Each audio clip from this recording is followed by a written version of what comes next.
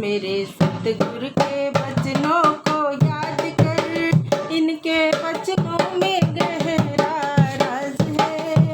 जिसने जानी है महिमा गुरुदेव की, उसका डूबा नहीं ये जहाज है, उसका डूबा नहीं ये जहाज है।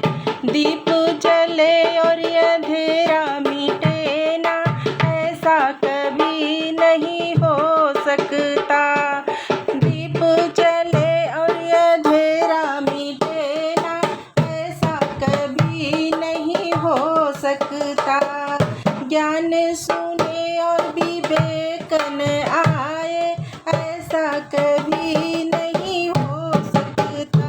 मेरे सतगुरु में, मेरे सतगुरु से रोशन जहान है। मेरे सतगुरु जी सबसे महान है।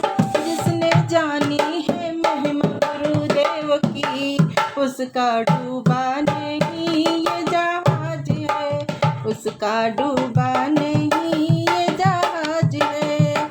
मेरे सतगुरु के वचनों को याद कर, इनके वचनों में गहरा राज है। जिसने जानी है महिमा गुरुदेव की, उसका डूबा नहीं ये जहाज है, उसका डूबा नहीं ये जहाज है।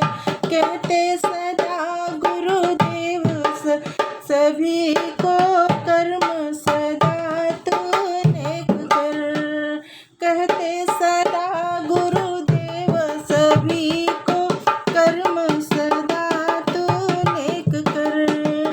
कर्म करे और फल नहीं भोगे, ऐसा कभी नहीं हो सकता।